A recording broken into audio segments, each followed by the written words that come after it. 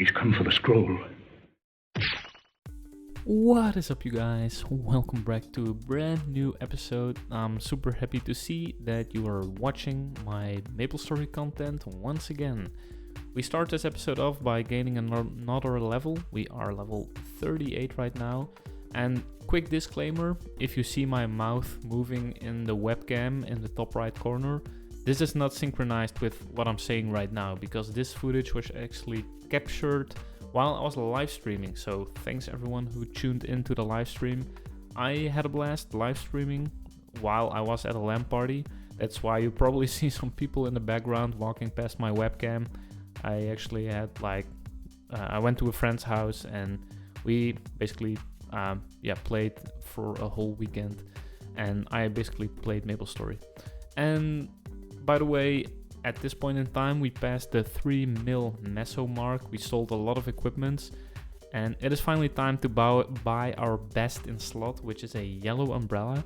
I was kind of excited to buy this weapon, and I wanted to get one with a minimum of 53 magic attack, which we just purchased, and we just had barely enough money to buy this. 3.6 million mesos I paid for this, which in this day and age in the economy of Artale is a lot of money. This was one of those items that actually became cheaper when the server became older. A lot of the time things like pets and scrolls become more expensive because more people come into the game and less of those items stay in high demand. But an umbrella, at the early stages of the server, a lot of people were playing mage and a lot of them were luckless. So, at this point in time, there weren't many people that were high enough level to actually farm the mobs that dropped umbrellas. So there was actually a shortage in umbrellas, and nowadays, those umbrellas with 53 magic attack are way cheaper than 3.6 mil. Anyway, at this point, I was just playing so much that I really didn't want to wait any longer to purchase a good umbrella, because I was getting closer to level 40. As you can see, we just hit level 39. And the reason why I'm not doing Ludibrium party quest at level 39 is because it was not released at this point in time. Actually, the Ludibrium party quest did release while I was at this LAN party, but I'll talk more about that later. First things first, we just hit level 40, which is an amazing milestone, and as you can see, I'm kind of excited to use this yellow umbrella for the very first time. And I got some nice damage boost out of it as well. We finally got rid of our wooden wand, and I decided to go to the platoon Kronos, and of course you have to make a trip to Ludibrium, which is always kind of nostalgic for me to take the boat, then take that sort of Lego train that goes to Ludibrium. I thought it was nice, and that's the reason why I'm including that whole travel sequence in this episode. I know traveling in MapleStory isn't usually that interesting, but first time for the account to travel this far from Victoria Island, I thought I include it. And after this, I don't think I'll be using the boat or the train again, because I figured out that those VIP teleportation rocks that you can buy with world coins are actually really cheap on the auction house. And you can also teleport to other players if they're in a location that you've never been to.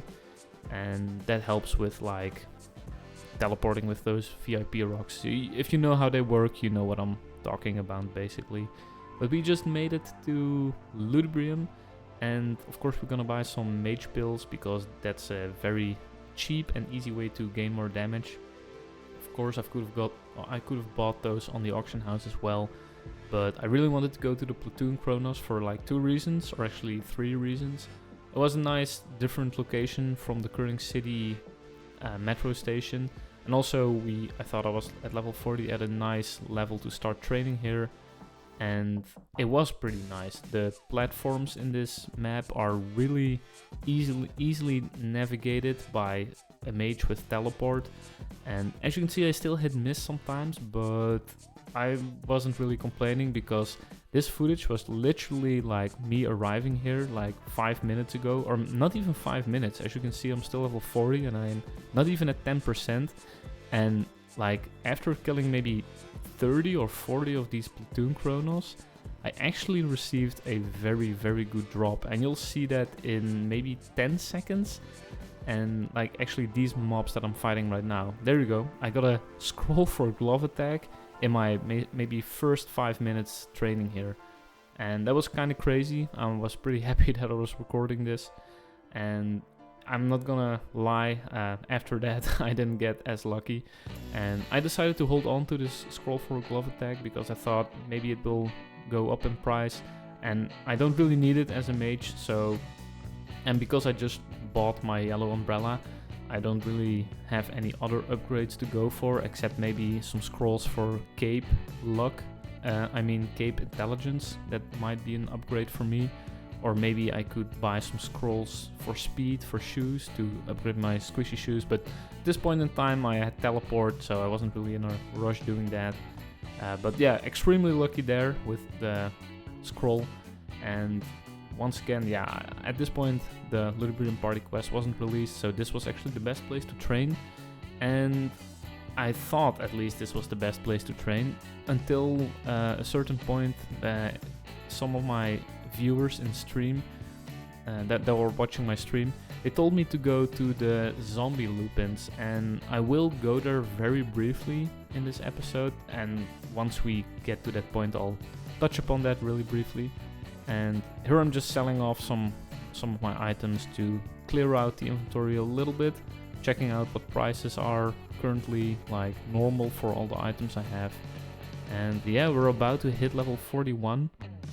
And there we go. Yeah, now we just keep on grinding here until we find some more drops or until we move to the zombie lupins, basically. Now that we hit level 41, we are finally able to max heal, which means we can now start leveling up our MP eater. And this is like a huge money saver on a cleric. Once you have this at a higher level, you basically don't use that many or like any MP potions, and because you use heal, you don't really have to use any HP potions, which means everything you gain from a monster is pure profit. You almost use no resources, and that's awesome. that's a good reason to start playing a cleric as a first character. And we got another drop, as you just saw, a serpent tongue. It's a really good level 50 spear for spearmen, but the one that I found had terrible stats. Try selling it on the auction house, but I end up just selling it to a vendor. And right here you just saw me buy some VIP teleportation rocks, and I'm checking out the prices of the pets right now. As you can see, they're slowly creeping towards 1 million mesos each, which is really cheap compared to what they're worth now. And I also was debating on buying some defense charms. Those will help you not to lose any experience when you die, but I didn't really feel like buying those because at this point I really didn't were scared of dying, but just wanted to check out the prices, and that's also why I wanted to include that in this video. But on a other note, I do want to be very transparent with you guys, and I'm not sure how you guys feel about this, but I've seen a lot of people in my chat while I'm streaming, and I've also seen a lot of people in the comments on YouTube that really dislike Artale.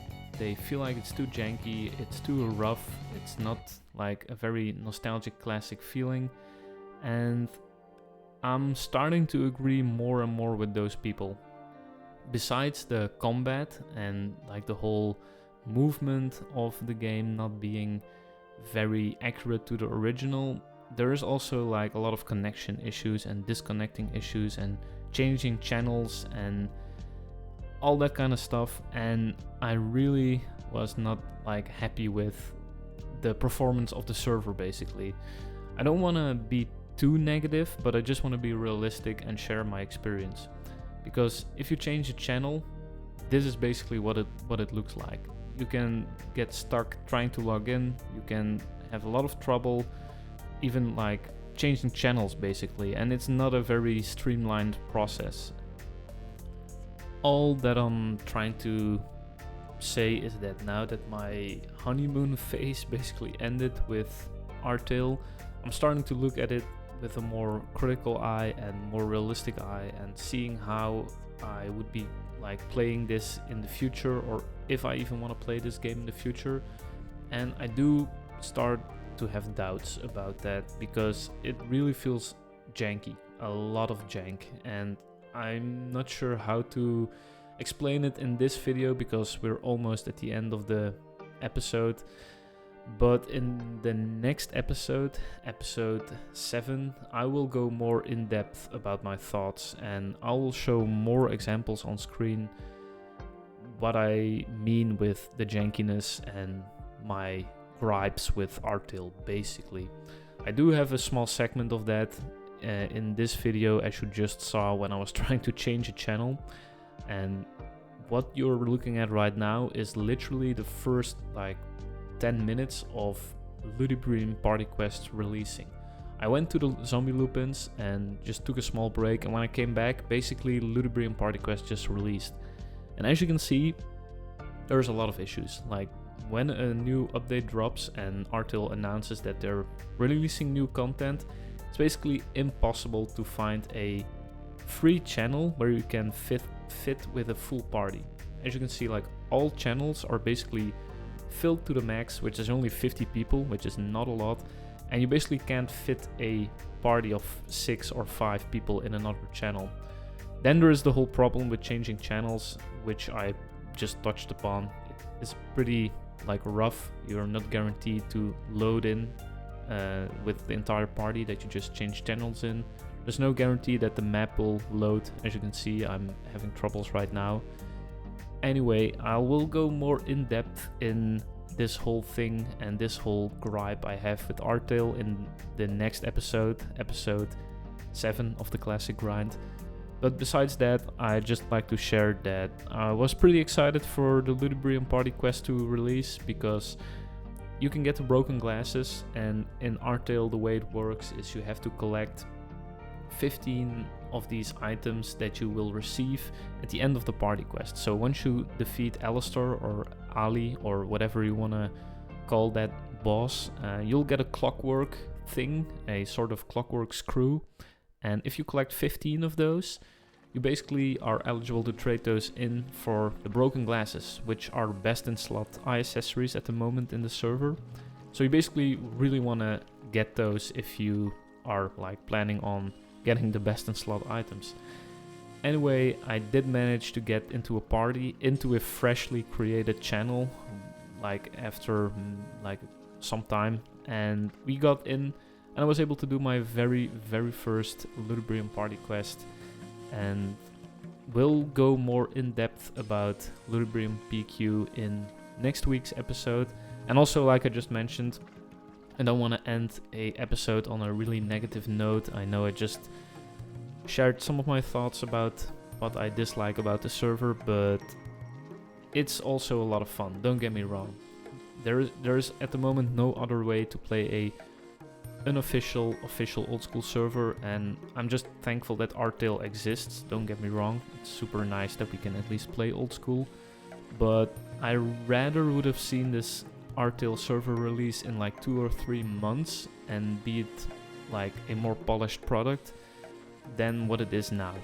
But we'll get more into that in the next episode. For now, thanks for watching. As always, we made huge progress. We got to level 40. We finally have our yellow umbrella, which is really nice as well. And next week we'll get our broken glasses, but not without a fight against the connection of MapleStory Worlds. More on that in the next episode. Have a good rest of your day, guys, and talk to you guys soon. Bye bye.